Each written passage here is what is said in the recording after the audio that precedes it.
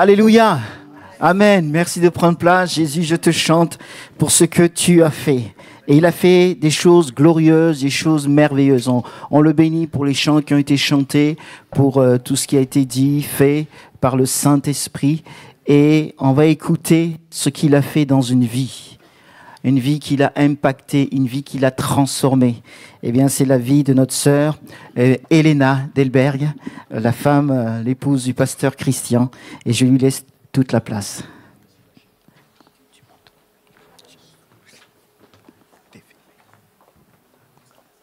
Bonjour, chers frères et sœurs. Merci beaucoup pour votre accueil. Voilà, j'aimerais continuer à rendre gloire à Dieu. On l'a tellement bien fait par ces beaux chants, on l'a fait ensemble, en famille. Et le Seigneur a fait tellement de belles choses dans nos vies, c'est difficile de résumer ça en 10 minutes, mais on va dire les points importants. Je suis née dans une famille chrétienne et j'ai rencontré Jésus grâce au témoignage de mes parents. Mon papa, maintenant, qui est dans la gloire, était italien. Il a rencontré Jésus donc en Italie. Ma maman normande. C'est compliqué, on ne va pas tout raconter, mais grâce à des missionnaires, ils se sont rencontrés. Et puis nous sommes arrivés, nous sommes une famille de 5 enfants. Je suis la petite dernière. Et dans cette famille, c'est une famille simple, modeste, mais où il y avait l'amour de Dieu. Et dès toute petite, j'ai entendu les témoignages de mes parents, la gloire de Dieu, les guérisons dans ma famille, l'impact de Jésus dans le cœur de mes parents, la vie de prière, tout ça, c'était commun pour moi. Donc j'ai eu la grâce de grandir dans ce contexte-là privilégié.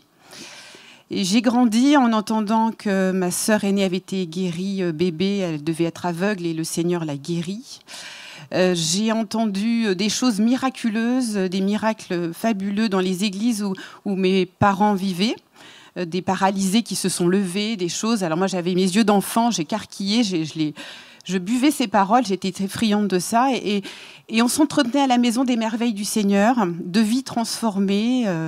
C'était beau, mais en grandissant, tant qu'on n'a pas fait l'expérience soi-même, on est distant par rapport à la grâce de Dieu. Et moi, j'avais besoin de rencontrer Dieu comme mon sauveur personnel. Et vers l'âge de 9-10 ans, je me suis dit, c'est bien, ils sont tous chrétiens autour de moi, mais je ne vois pas pourquoi je suivrais tout le monde. Moi, je ne connais pas Dieu personnellement, j'entends à l'école du dimanche, j'entends le pasteur, mais ça ne me parle pas pour moi personnellement. Et je me suis dit, moi, je vais faire ma vie. J'étais toute jeune, mais à 10 ans, j'ai décidé d'aller contre tout le monde et de faire ma vie à moi. Je me suis dit, on n'a pas besoin de Dieu, après tout, pour être heureux, on peut se débrouiller tout seul. Et j'ai grandi comme ça, et je m'apercevais que le malaise arrivait dans ma vie. Quand j'étais seule, surtout le soir dans ma chambre, il n'y avait pas de bonheur. Et je me dis, mais ça sert à quoi d'être là sur la terre si on ne peut pas être heureux ? La vie me semblait fade, il n'y avait rien de relief, il n'y avait pas de joie dans mon cœur. Et puis, donc j'ai grandi comme ça. Et mes parents, ce que je ne savais pas, c'est que mes parents, mes frères et sœurs priaient pour moi tous les jours pour que je me convertisse. Et je les en remercie d'ailleurs. Et j'ai assisté à un camp chrétien avec mes parents. Et il y avait un grand barnum, je me souviens un été, c'était assez grand. Et là, le pasteur, alors que j'avais entendu l'évangile des centaines de fois, le pasteur prêche. Et puis le Seigneur là, avait choisi son heure et son temps. Et il a touché mon cœur. Mais d'une manière, excusez-moi l'émotion, mais d'une manière précise, tellement que je me sentais seule dans une pièce, alors qu'on était des centaines. J'étais seule avec le Seigneur. Et le Seigneur s'est révélé à moi comme Jésus sur la croix. Et c'est comme si Jésus me regardait et me disait, tu vois, tout ça, c'est pour toi. Et là, j'ai fondu en larmes, j'ai déposé tous mes péchés, mon cœur lourd aux pieds du Seigneur. Et quand je me suis relevée de cette chaise-là, j'ai été comme soulagée d'un poids énorme, j'étais réconciliée avec Jésus. Donc c'était vraiment un changement de vie. Et à tel point que quand je suis retournée l'année d'après dans ce camp-là, les chrétiens ne me reconnaissaient pas. Voilà, c'était plus la même personne. Et le Seigneur avait bouleversé ma vie. Et à partir de ce moment-là, ça a été une succession de bénédictions, de grâces, d'épreuves aussi, mais toujours avec la main du Seigneur. Le Seigneur était avec nous dans tous les moments de notre vie, de choses merveilleuses. Donc j'ai grandi à l'église de Caen, en Normandie. Et c'est là que j'ai rencontré mon mari. Et on a servi le Seigneur ensemble. Et à partir de ce moment-là, quand j'étais encore jeune, je me suis dit, je vais tout faire pour servir Dieu. Mon but, c'était d'être utile. Je me suis dit, je suis sauvée maintenant, il faut être utile au Seigneur. Et j'ai cherché dans l'église tout ce qu'on pouvait faire. J'ai fait le ménage, le piano, l'accueil des jeunes étudiants, je distribuais des prospectus, je témoignais tout ce que je pouvais. Et le Seigneur remplissait mon cœur de joie. Alors, il n'y avait pas toujours des succès, il y avait des échecs aussi, mais on se relevait et on servait le Seigneur. Et ça bouillait dans mon cœur et j'avais une sensation que ce n'était pas fini, de fin de servir Dieu et de le connaître. Et quand j'ai rencontré mon mari, après, donc, on a compris qu'on était appelés au ministère. Et voilà, ça s'est fait, on était en formation. Le Seigneur a pourvu financièrement, le Seigneur a pourvu dans sa grâce. Et au bout d'un an, donc, on a eu notre première fille. Tout se passait bien, voilà. Et 3 ans après, alors qu'on n'attendait pas, j'étais enceinte de jumelles.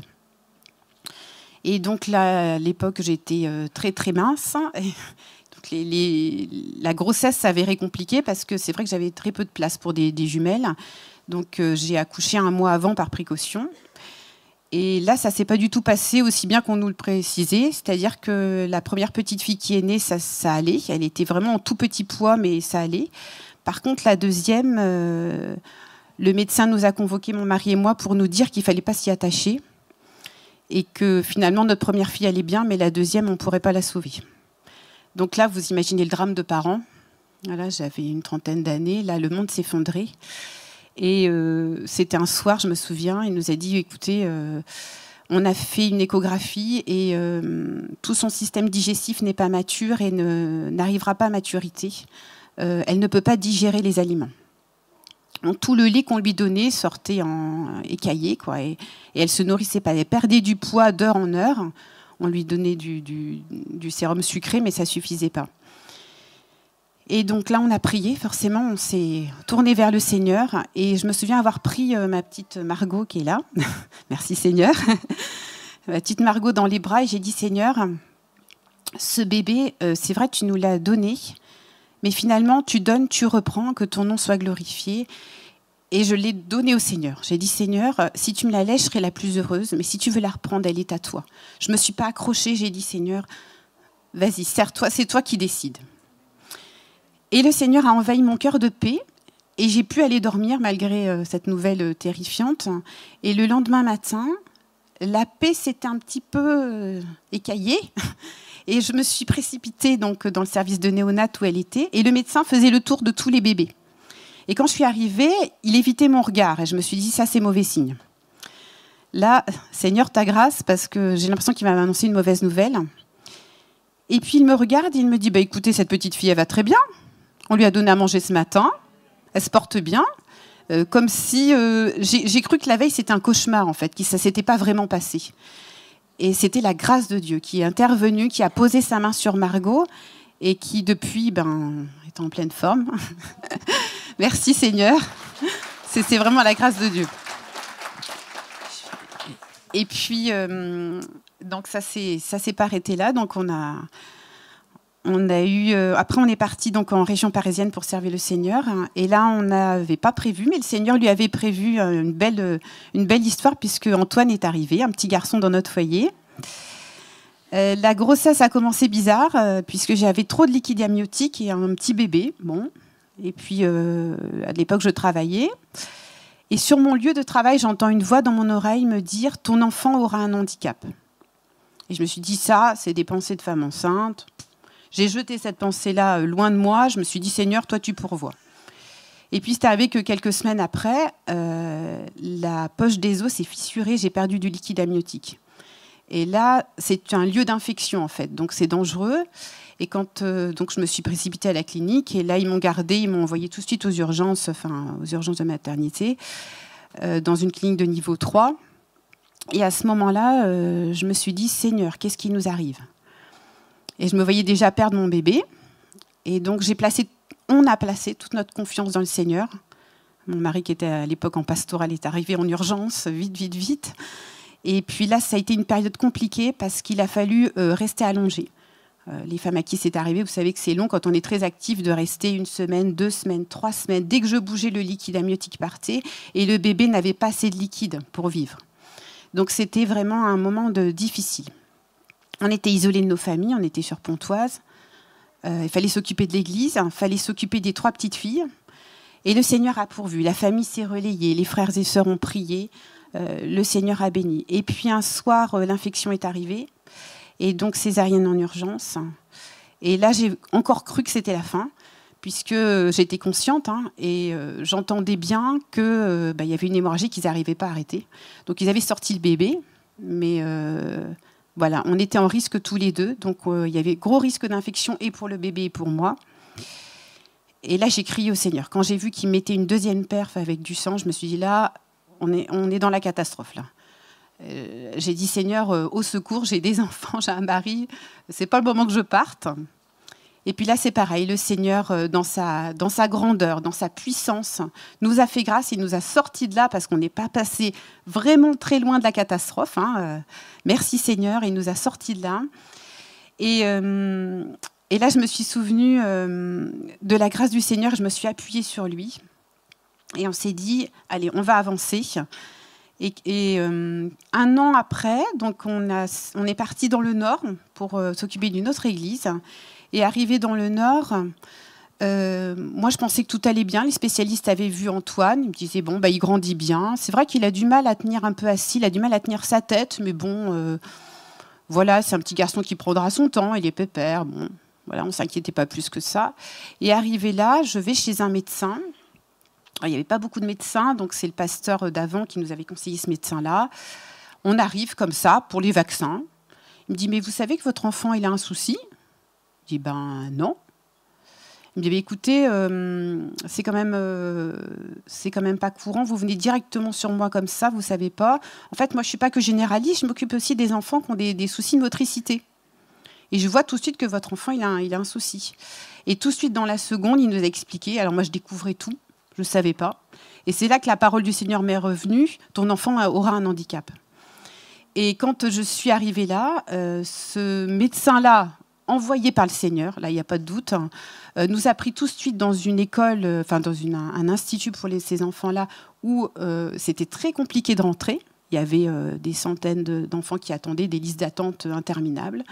Il nous a envoyé une kiné pour la motricité dans la semaine, qui passait 2 fois à domicile. Mais on était servis comme des rois par le Seigneur, quoi. C'était magnifique. Alors que autour, c'était inespéré. On était dans une région sous-médicalisée. Le Seigneur a pourvu magnifiquement. Et donc, c'est avéré un handicap pas très sévère, assez léger, puisque Antoine marche, voilà. Mais le Seigneur a pourvu. Donc, la kiné nous a dit au bout de quelques temps, quand elle a vu qu'Antoine faisait des progrès, elle dit, je ne vous l'ai pas dit, Madame Delberg, mais quand j'ai vu votre fils, j'étais sûre qu'il ne marcherait pas. Waouh, vous apprenez ça. Et elle me dit, il est combatif et tout, mais nous, on savait que ce n'était pas le caractère que d'Antoine. Nous, on savait que c'était le Seigneur Tout-Puissant qui a mis encore une fois sa main. Et Antoine, donc, a été vraiment suivi par le Seigneur. Mais c'est vrai que dans mon cœur, quand il y avait des complications comme ça, je bougonnais, je disais, Seigneur, tu sais que notre enfant a un handicap et tu nous envoies dans une région où il n'y a pas assez de médecins. Et moi, dans mon cœur incrédule, je faisais la leçon au Seigneur. Je lui disais, mais tu vois, qu'est-ce que tu fais, Seigneur ? Et le Seigneur savait ce qu'il faisait. On s'est aperçu après, des années plus tard, que cette ville-là était vraiment une ville pilote sur le handicap d'Antoine, où on avait tous les médecins, on avait tous les kinés à disposition. Et vraiment, on a vécu des choses merveilleuses. On a pu rendre témoignage à des gens qu'on n'aurait jamais vus. On a pu témoigner de la gloire de Dieu. Les gens voyaient notre paix, notre calme, notre confiance, et ça les a marqués et on a pu témoigner. Donc le Seigneur savait ce qu'il faisait, c'est ce qu'il fait encore maintenant. Et puis le Seigneur m'a donné une leçon que je voudrais vous communiquer aussi. Quand moi, dans mon cœur de maman, je m'inquiétais pour mes enfants, le Seigneur m'a dit, quand tu t'inquiètes, tu fais l'inverse de ce qu'il faudrait faire. C'est-à-dire que tu dis au Seigneur qu'il n'est pas capable de prendre soin de toi, qu'il ne serait pas assez grand pour s'occuper de ta vie. Et c'était tout ce que je voulais pas. Je voulais glorifier le Seigneur, je voulais qu'il se sente glorifié. Et le Seigneur m'a dit, tu vois, quand tu t'inquiètes, c'est comme si tu me disais que je n'étais pas capable de t'occuper de ta vie. Et depuis, à chaque fois que l'inquiétude vient, je dis, non Seigneur, bien sûr que tu es grand, tu sais t'occuper de notre vie, tu es plus grand que tout et tu sauras faire vraiment des belles choses. Et là, ça m'a vraiment fait du bien. Voilà, et je voulais vous remercier encore et donner gloire au Seigneur. Amen. Gloire à Dieu. Merci à Elena pour ce témoignage puissant. Dieu est bon. Amen. Il est puissant, tout puissant. Et il change toutes choses. Et il restitue les années. À lui soit toute la gloire. Amen. Amen. Merci Elena encore. Je vais laisser la place à son époux. Voilà pour la parole de Dieu. À Christian, ça fait 2 ans maintenant qu'ils nous ont rejoints dans cette région de la Charente-Maritime. Voilà, que Dieu le bénisse abondamment. Ils viennent du Nord. Sois béni, mon frère. Bonjour à tous. On est heureux de partager ces moments avec vous. Ça fait du bien, la communion fraternelle, de découvrir aussi l'église de Sainte, une belle église, vraiment, on se réjouit avec vous. Sur Royan, il y a quelques photos de l'église de Sainte, mais je crois que c'est pas la même. Hein. Voilà, ça devait être celle d'avant. Voilà, mais vraiment, on bénit Dieu, c'est vraiment réjouissant de voir ces beaux bâtiments, de voir vos visages. Gloire à Dieu. Alors, je ne vais pas vous donner mon témoignage, hein, mais voilà, disons que j'ai obtenu miséricorde. Amen. Gloire au Seigneur. On va prier, si vous voulez bien, juste quelques instants, et puis, sans tarder, on va ouvrir l'Écriture ensemble. Merci, notre Dieu, pour ces moments. Nous réjouissons en effet de ta grâce merveilleuse. Merci de conduire ces instants, de me diriger dans l'annonce de ta parole, que nos cœurs soient ouverts, réceptifs, afin que tu puisses, toi, accomplir ton œuvre. Père, nous te le demandons maintenant dans le nom de Jésus. Amen. Amen. J'aimerais vous conduire vers un texte de l'Écriture dans la 2e lettre à Timothée, chapitre 3, verset 1er. On va se remonter le moral ce matin. Alors quand vous allez lire ces quelques versets, vous allez dire, mais le pasteur là, qu'est-ce qu'il dit ? Il nous provoque. Non, mais je crois que effectivement le Seigneur est celui qui, dans les temps difficiles, dans les jours mauvais, même dans les derniers jours, est celui qui tient ses promesses, qui est fidèle à sa parole. Et j'aimerais que nous puissions réfléchir. Le titre apparaît « Vivre les derniers jours avec le Saint-Esprit ». Seigneur Jésus, avant de remonter au ciel, a vraiment assuré ses disciples qu'il ne les laisserait pas seuls. Il a dit « Je vous enverrai un autre consolateur. Il sera avec vous. Il sera en vous. » Quand Jésus a prononcé ces paroles, les disciples étaient loin d'en mesurer toute la portée, toute la valeur. Mais par la suite, ils ont compris. Et je crois que parfois, nous ne mesurons pas le privilège que nous avons de pouvoir nous confier dans le Seigneur, de pouvoir lui remettre nos vies et d'être dirigés par l'Esprit Saint. Alors, dans cette 2e lettre à Timothée, voilà, Paul dit ceci, « Sache que dans les derniers jours, il y aura des temps difficiles. Et car les hommes seront égoïstes, amis de l'argent, fanfarons, hautains, blasphémateurs, rebelles à leurs parents, ingrats. » C'est la parole de Dieu, mes frères et sœurs. On croit que toute parole est inspirée de Dieu, alors on veut tout lire. Irreligieux, insensibles, déloyaux, calomniateurs, intempérants, cruels, ennemis des gens de bien, traîtres, emportés, enflés d'orgueil, aimant le plaisir plus que Dieu, ayant l'apparence de la piété, mais reniant ce qui en fait la force. Sache que dans les derniers jours, il y aura des temps difficiles. On va le voir dans quelques instants, c'est dans les derniers jours que Dieu a répandu son esprit. Et s'il a répandu ainsi le Saint-Esprit sur les disciples, sur son Église, c'est parce que Dieu savait que ces temps seraient difficiles. Et j'aimerais que ce matin, nous puissions être profondément convaincus que Dieu veut nous permettre d'appréhender ces moments difficiles, non pas seulement pour nous, mais afin que nous puissions être aussi dans ces moments difficiles des témoins de sa grâce, des porteurs d'espérance. En réfléchissant sur ce texte, vous savez, on peut partir dans bien des directions. La suite nous dit « éloigne-toi de ces hommes-là ».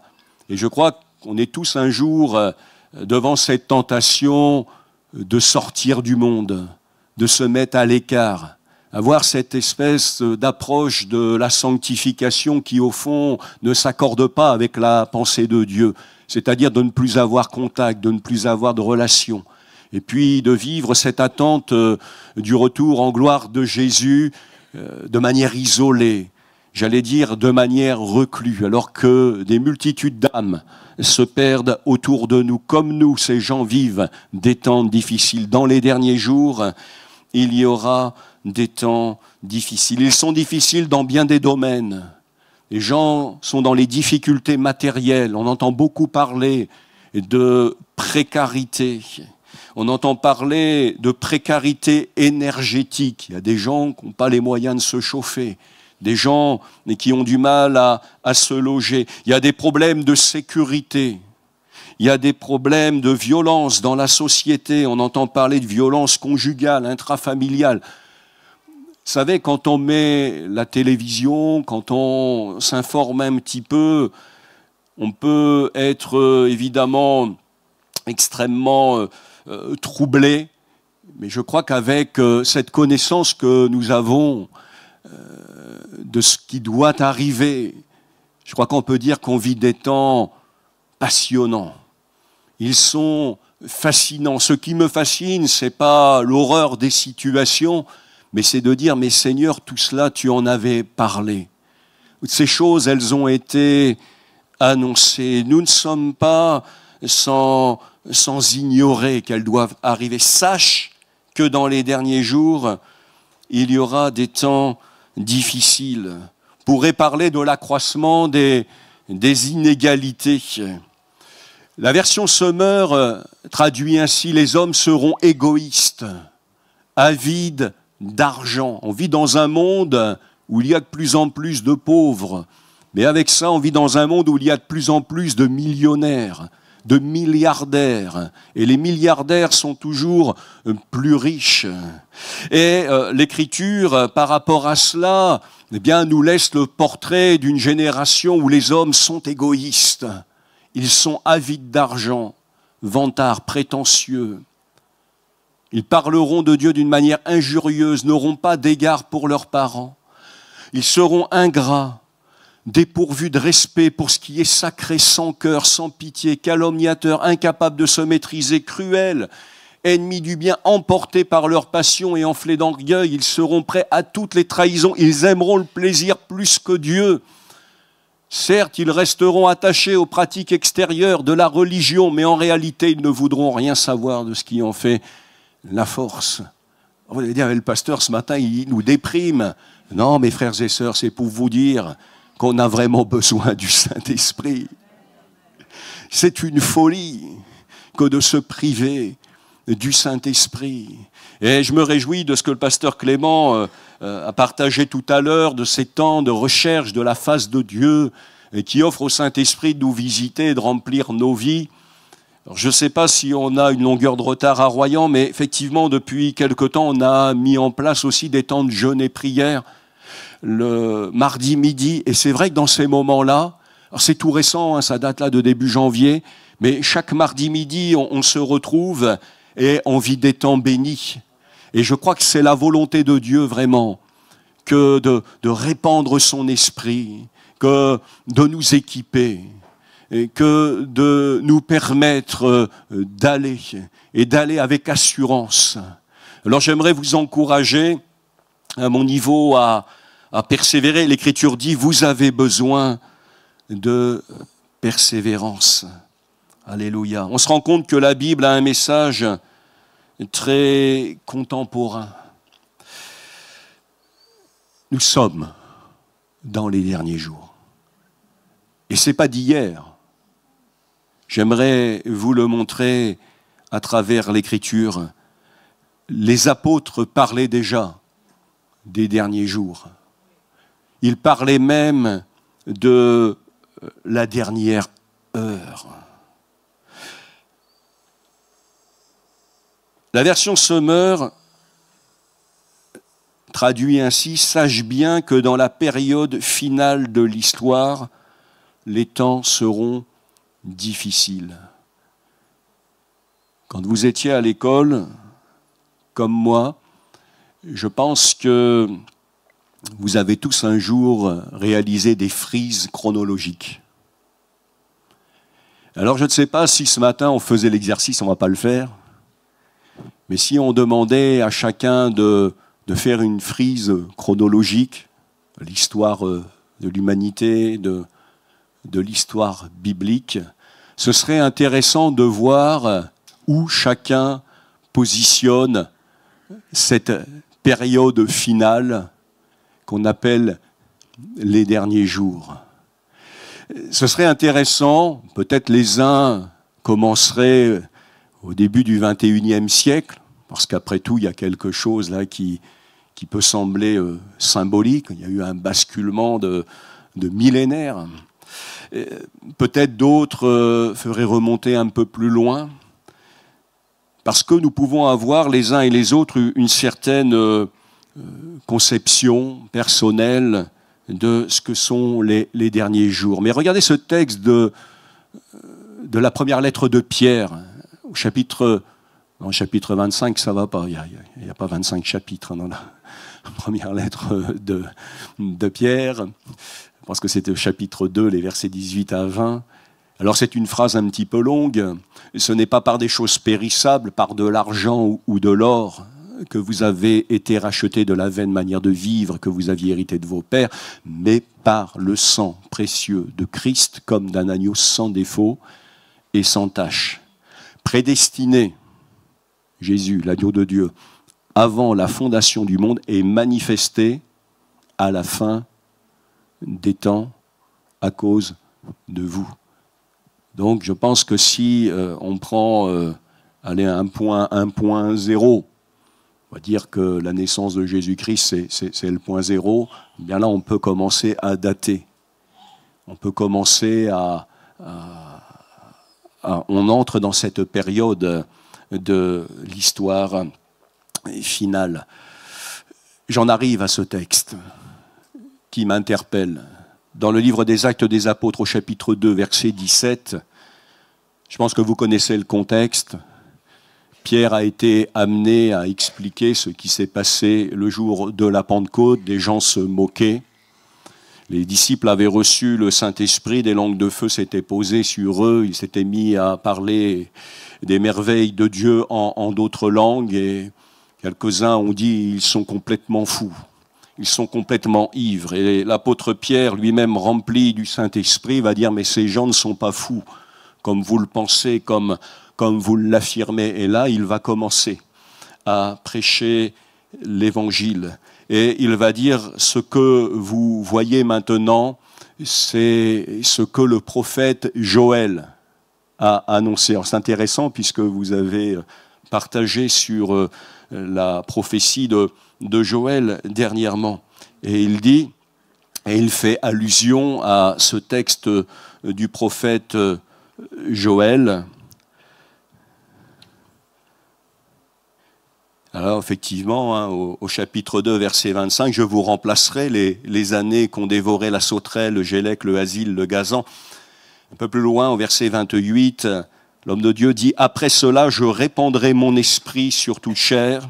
Vos fils et vos filles prophétiseront, vos vieillards auront des songes et vos jeunes gens des visions. Même sur les serviteurs et sur les servantes, dans ces jours-là, je répandrai mon esprit. Alors, de cette prophétie, il y a encore des choses qui doivent s'accomplir, qui concernent le peuple d'Israël. Mais l'apôtre Pierre, donc le jour de la Pentecôte, va faire allusion à cette prophétie. Et il va dire dans les derniers jours. Ça veut dire que ce qu'ils ont vécu à ce moment-là marquait les derniers jours. Je répandrai de mon esprit sur toute chair. Nous sommes Mes frères et sœurs, dans cette période finale, nous sommes à la fin de cette période finale. Et Dieu, dans sa sagesse, Dieu qui connaît notre faiblesse, nous a donné le Saint-Esprit. Pourquoi faire? Il y a tous ces textes de l'Écriture que je vous invite vraiment à nourrir en vous. Éphésiens chapitre 3, verset 16.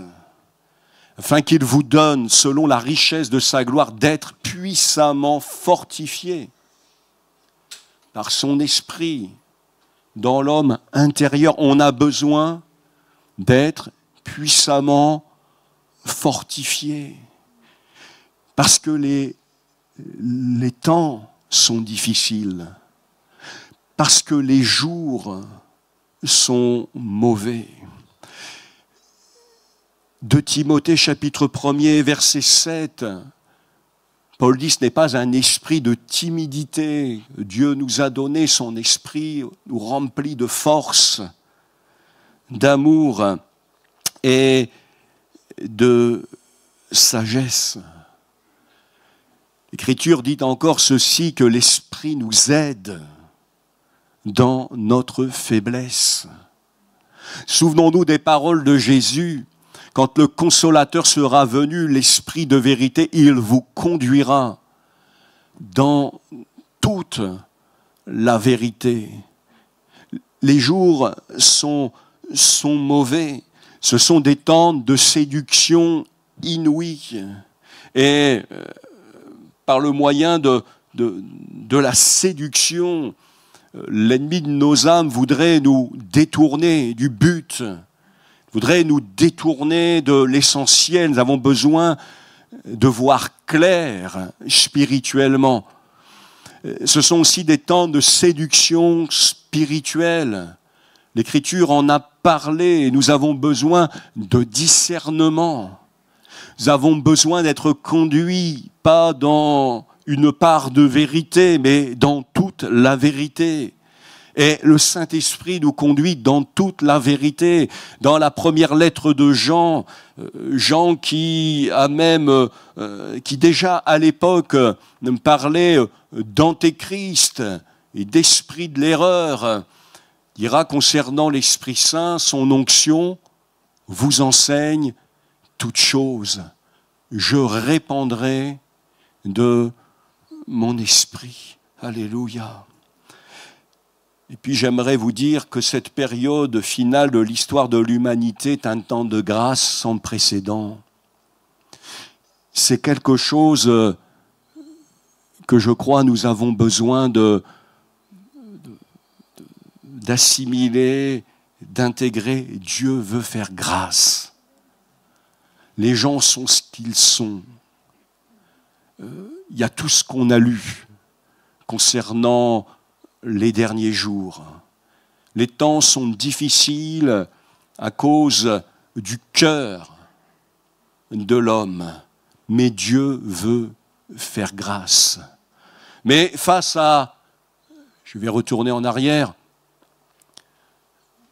on comprend ici qu'il y a un vrai défi.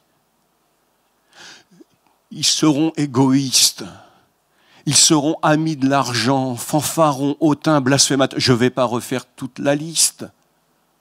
Comment voulez-vous, avec vos simples mots, comment pouvons-nous penser qu'avec nos belles paroles, les choses puissent changer dans leur vie? Il faut toute la puissance du Saint-Esprit. Mes frères et sœurs, si nous comprenons cela, nous allons gagner énormément de temps. Nous nous fatiguons, nous nous épuisons, nous exhortons, nous pleurons, nous supplions, mais nos pleurs, nos supplications humaines, nos paroles, les plus sages à vue humaine ne suffiront jamais à bouleverser les cœurs. Il n'y a que le Saint-Esprit qui puisse changer les choses. Oui, nous avons raison de dire que le cœur sera de plus en plus dur, Nous avons raison de le dire, mais ce n'est pas une fatalité, parce que Dieu, lui, ne change pas. Et parce que c'est précisément dans les derniers temps, c'est à la fin des temps que Christ a été manifesté, lui l'agneau du monde, lui l'agneau de Dieu prédestiné avant la fondation du monde. Il est là réservé pour les derniers temps, dans ces derniers temps où Dieu va manifester sa grâce. Dieu veut faire grâce. Dieu veut faire grâce aux habitants de la terre. Il veut leur faire grâce de tous leurs péchés. C'est pour cette raison que dans les derniers temps, il a envoyé sur la terre son Fils unique, car Dieu a tant aimé le monde qu'il a donné son Fils unique, afin que quiconque croit en lui ne périsse pas, mais qu'il ait la vie éternelle. Alléluia. Dans les derniers jours, dit Dieu, je répandrai de mon esprit sur toute chair. Dieu a répandu le Saint-Esprit dans les derniers jours pour au moins 2 raisons. Nous permettre d'appréhender les temps difficiles, nous permettre d'être des témoins du Seigneur dans ces temps difficiles. Pardonnez-moi, pas des lâches. Ce n'est pas un esprit de timidité. D'autres traductions nous ont laissé, ce n'est pas un esprit de lâcheté. Dieu nous donne le Saint-Esprit pour que nous ayons de l'assurance dans notre témoignage, de l'assurance dans notre marche et dans notre service. Nous permettre d'appréhender les temps difficiles face à l'invasion des convoitises. Les gens aiment le plaisir plus que Dieu. L'Écriture nous dit qu'à cause de l'iniquité grandissante, l'amour du plus grand nombre se refroidira. Il n'y a que le Saint-Esprit qui puisse réchauffer notre cœur. Jésus dit que si ces temps n'étaient pas abrégés, personne ne serait sauvé. Mais le Seigneur Jésus ne nous a pas laissés orphelins. Je me réjouis quand dans Jean chapitre 17, je découvre mon Seigneur et le vôtre dans sa fonction de grand souverain sacrificateur. La prière sacerdotale, on l'a appelée. Et on voit que Jésus est vraiment soucieux que les siens qui restent dans le monde puissent premièrement demeurer unis et qu'ils ne soient pas divisés. Jésus prie premièrement pour eux. Il prie ensuite pour ceux qui croiraient en lui par leur parole. Ça veut dire que le Seigneur s'attend à ce que des gens puissent croire en lui au moyen de notre parole.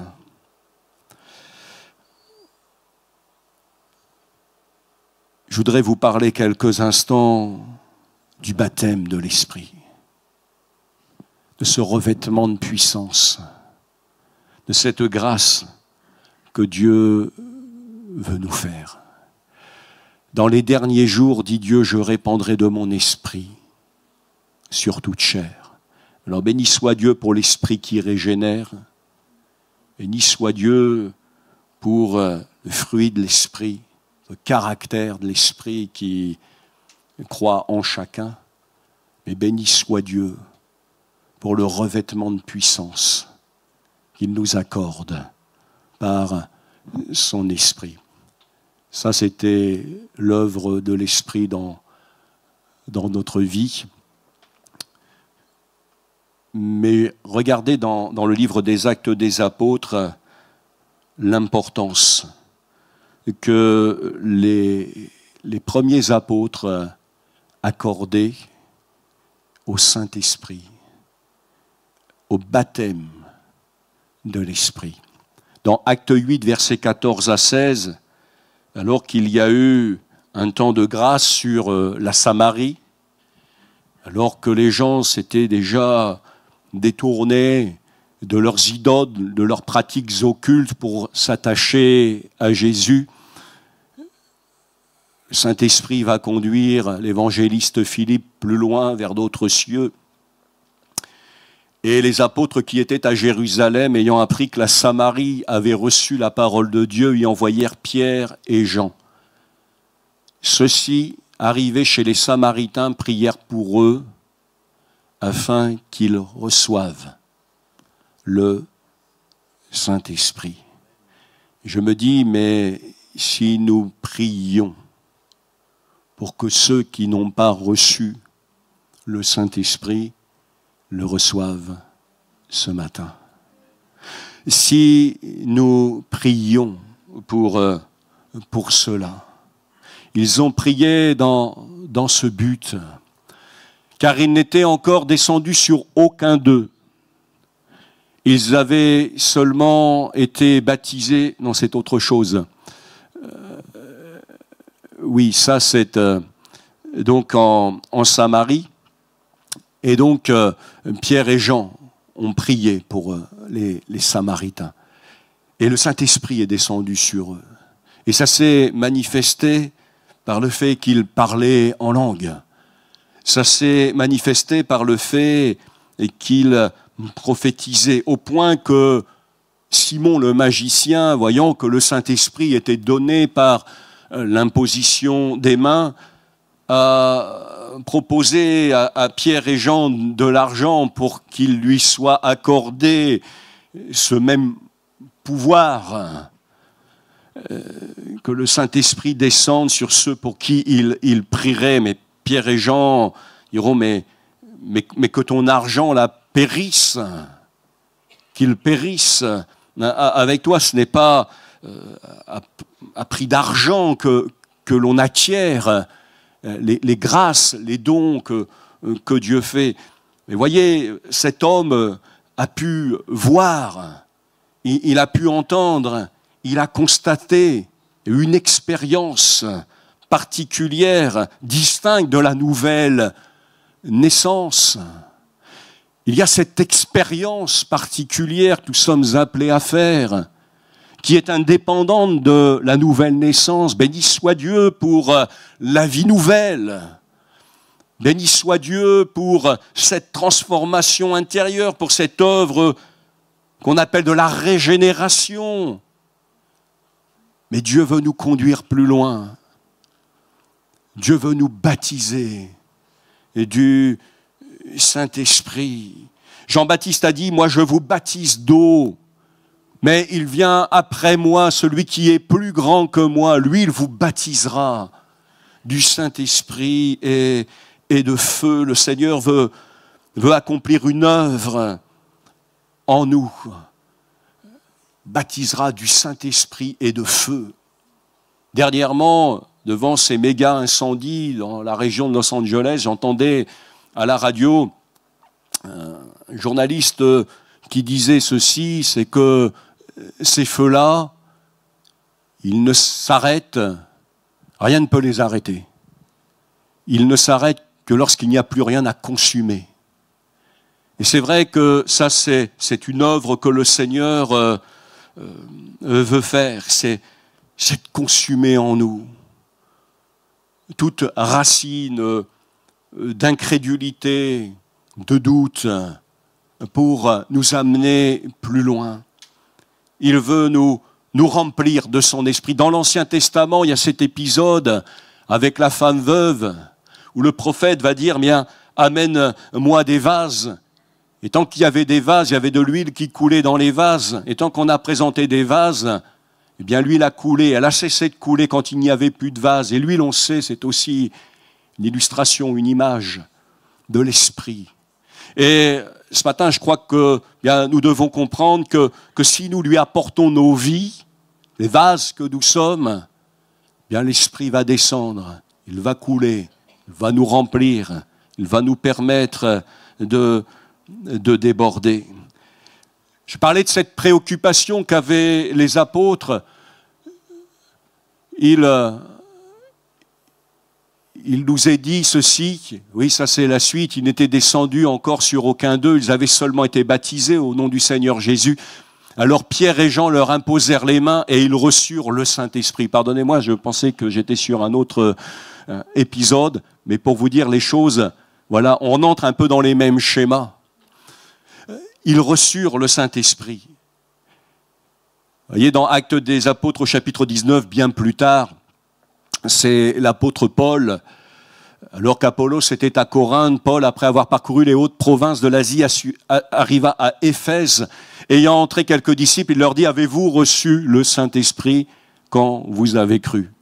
Parfois, il y a des questions que je n'ose pas poser aux chrétiens, moi, parce que je trouve ça gênant. Mais il n'y a pas de gêne à avoir. Il faudrait que ce matin, j'ai le courage de vous regarder les uns, voilà, c'est dur hein, quand même comme exercice, les uns après les autres, les yeux dans les yeux, avez-vous reçu le Saint-Esprit quand vous avez cru?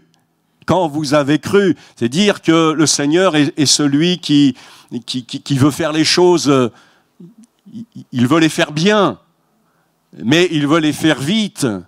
Il n'y a pas de temps à perdre. Pas besoin de faire valoir devant Dieu des dizaines d'années de vie chrétienne.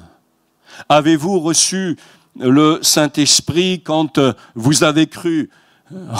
Suite, parce que là, on se dit, oh là, c'est quel genre de disciple? Ils lui répondirent, nous n'avons pas même entendu dire qu'il y ait un Saint-Esprit. Il dit, de quel baptême avez-vous donc été baptisés? Ils répondirent, du baptême de Jean.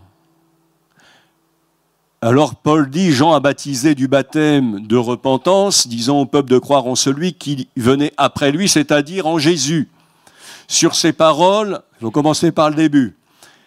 Ils furent baptisés au nom du Seigneur Jésus. Lorsque Paul leur eut imposé les mains, le Saint-Esprit vint sur eux et ils parlaient en langue et prophétisaient. Alors je sais que ce que je dis là, ce que je vais dire là, met pas forcément tout le monde d'accord dans les milieux évangéliques, mais si quelqu'un ne parle pas en langue, je suis désolé, il n'est pas baptisé du Saint-Esprit au sens où on parle d'un revêtement de puissance. Pourquoi je dis cela? Parce que parfois on essaie de se persuader soi-même. Parce que parfois on essaie de se convaincre soi-même qu'on est là où on doit être quand le Seigneur voudrait nous amener beaucoup plus loin dans le domaine de l'expérience, au-delà du baptême de la régénération. La régénération, c'est l'œuvre du Saint-Esprit, nous sommes d'accord, il nous introduit dans une vie nouvelle. Mais lorsque je suis baptisé dans l'eau, oui, je suis un disciple du Christ. Mais si je me fais baptiser, c'est parce que je m'engage à le suivre, mais c'est aussi parce que je m'engage à le servir et pour le service. J'ai besoin d'être revêtu de la puissance de l'Esprit. J'ai vu tout à l'heure un petit lapsus de notre frère, ceux qui sont baptisés du Saint-Esprit pourront se lever. Alors non, pour la Sainte Seine, mais il est d'accord avec ça, c'est un lapsus pour la Sainte Seine, voilà ceux qui ont été baptisés d'eau. Mais on devrait ce matin, puisque nous avons le privilège d'être dans une église de Pentecôte.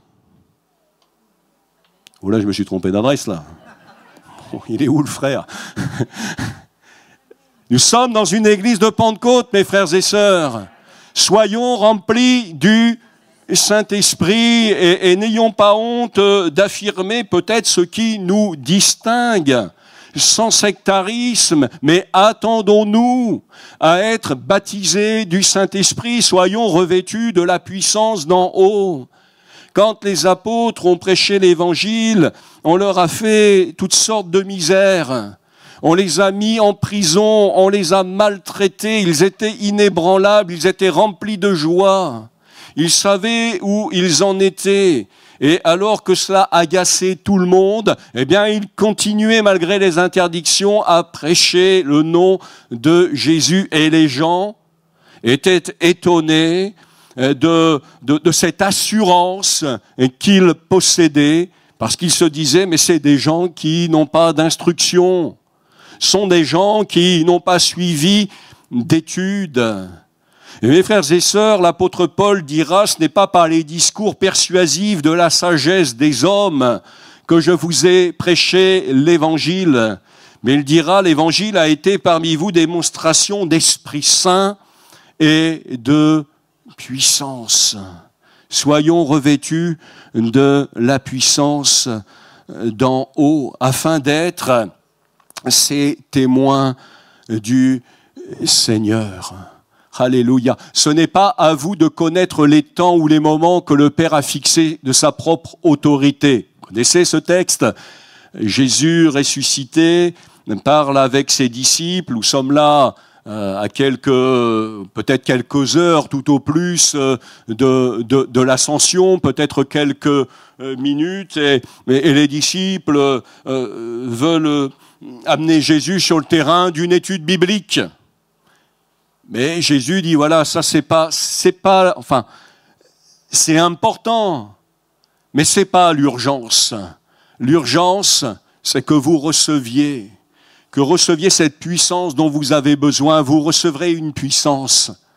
Le Saint-Esprit survenant sur vous, et vous serez mes témoins à Jérusalem, dans toute la Judée, dans la Samarie.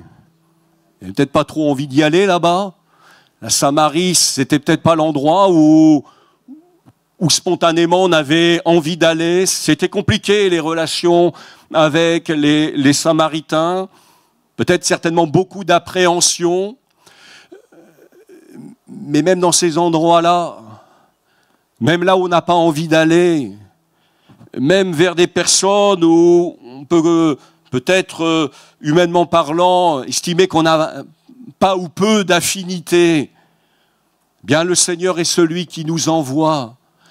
Mes témoins à Jérusalem, dans toute la Judée, dans la Samarie et jusqu'aux extrémités de la terre. Qui est suffisant pour ces choses? Je termine en vous disant, ayons une bonne compréhension des derniers temps. Si Jésus a inauguré cette période finale par sa venue dans notre monde, bien souvenons-nous de cette parole alors qu'il entrait dans la synagogue de Nazareth. C'était sa coutume, et selon aussi la coutume, on lui a remis le rouleau du livre, Ésaïe, et il nous est dit dans l'évangile de Luc au chapitre 4 que Jésus a trouvé l'endroit où il était écrit ceci: « L'Esprit du Seigneur est sur moi, parce qu'il m'a oint pour annoncer une bonne nouvelle aux pauvres. » Aux pauvres. Ou ces gens que nous avons cités tout à l'heure, dans les termes que la Bible emploie pour les qualifier, sont des pauvres. Vivons dans un pauvre monde. Mais Jésus est venu pour que notre pauvre monde entende la bonne nouvelle. Il m'a envoyé pour guérir ceux qui ont le cœur brisé, pour proclamer aux captifs la délivrance, aux aveugles le recouvrement de la vue, pour renvoyer libres les opprimés, pour publier une année de grâce du Seigneur.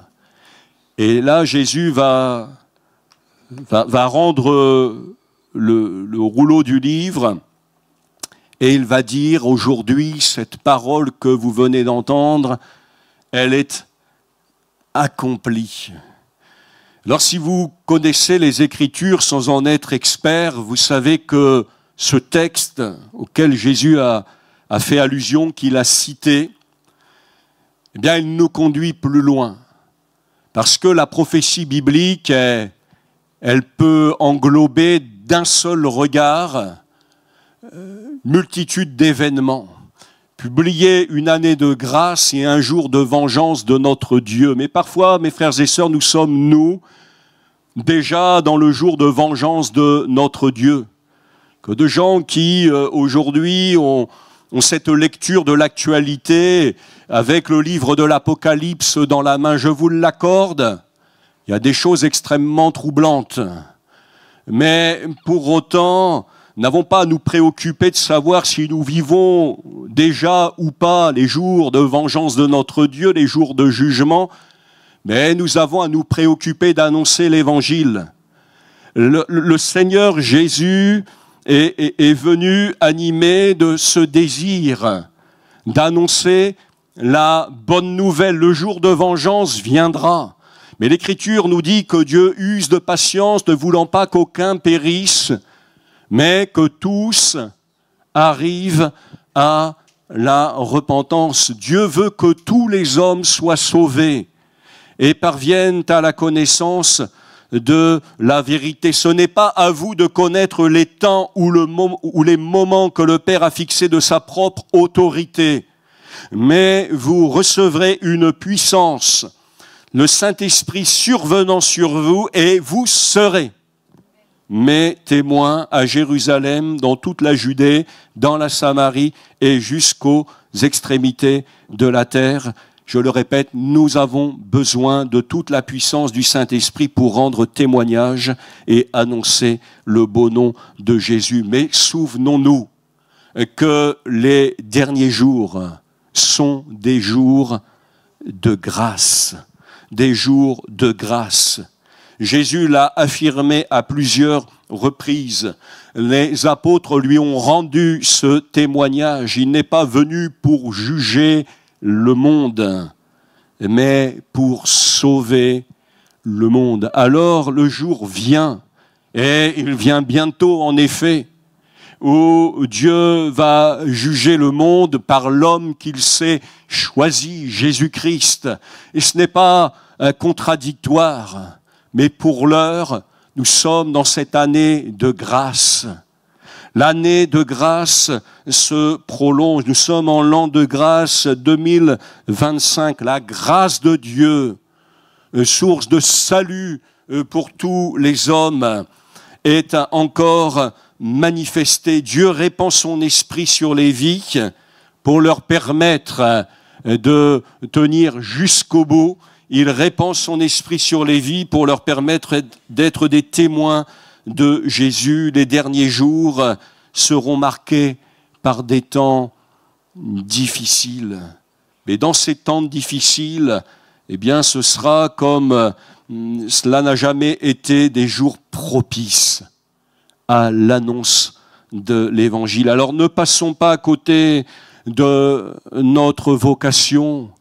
Ne spéculons pas sur les temps, les circonstances. Une chose, soyons prêts. Soyons prêts. La Bible dit que celui qui se sanctifie encore. Soyons prêts.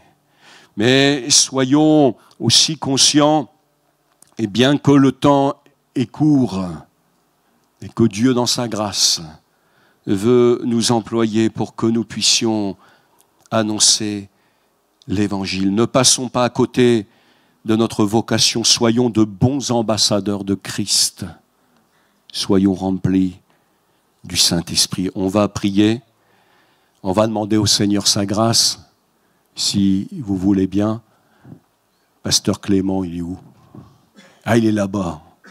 Ah, mon frère, si tu veux peut-être t'approcher, on va prier ce matin, je pense, si le frère le permet. Je voudrais prier pour ceux qui ont soif de vivre cette expérience du baptême de l'Esprit. Je crois que dans ces moments-là, Dieu peut interpeller nos cœurs et nous introduire dans cette expérience glorieuse. Seigneur, merci. Merci en effet parce que tu nous as laissé ta parole. Merci parce que nous ne sommes pas dans l'ignorance et nous sommes pleins de confiance en toi. Seigneur, nous ne voulons pas vivre dans la pauvreté spirituelle. Nous ne voulons pas manquer à nos obligations. Et Seigneur, nous réclamons de toi ce dont nous avons besoin, ce qui est nécessaire. Seigneur, pour vivre ces temps difficiles, Seigneur, ces derniers jours, comme des hommes et des femmes remplis du Saint-Esprit. Seigneur, nous sommes lassés d'une vie tiède, nous sommes lassés de nos routines religieuses. Notre désir, c'est d'être des instruments puissants entre tes mains. Alors ce matin, alors que nous allons prier pour des frères, pour des sœurs, que le Saint-Esprit descende sur eux, les équipe, les qualifie, afin que tous ensemble, nous puissions te servir. Seigneur Jésus, merci. Merci pour ta grâce. Merci pour ta bonté à notre égard. À toi toute la gloire. Amen. Amen. Amen. Alléluia, Jésus. Merci, Seigneur. Alléluia. Alléluia. As-tu besoin que l'on prie pour toi ce matin? As-tu besoin d'entrer dans cette dimension? As-tu besoin d'expérimenter le baptême de l'Esprit? Viens, approche-toi, nous allons prier pour toi.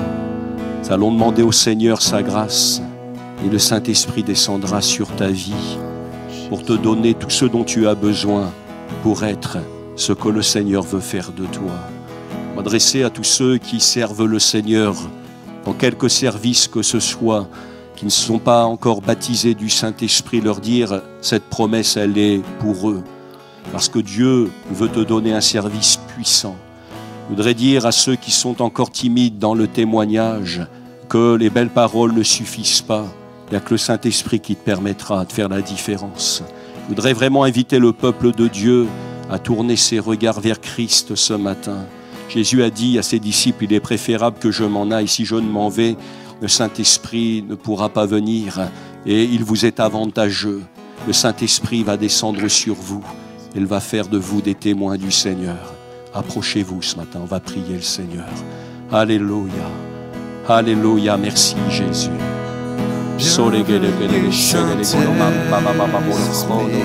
Voilà. Venez vous tous qui avez besoin de cette restauration, de cette plénitude, de ce baptême dans le Saint-Esprit. Merci Seigneur. Seigneur, ce matin, agis. Mon frère, ma soeur, sois renouvelé, sois renouvelé. Peut-être as-tu été troublé, mais sois renouvelé dans le parler en langue. Si tu as parlé en langue il y a des années en arrière, si tu as parlé en langue il y a quelque temps, et si l'huile s'est comme estompée ce matin, renouvelle le nom de Dieu. Alléluia. Merci Jésus. Alléluia. On va prier simplement. Attendez-vous au Seigneur. Alléluia.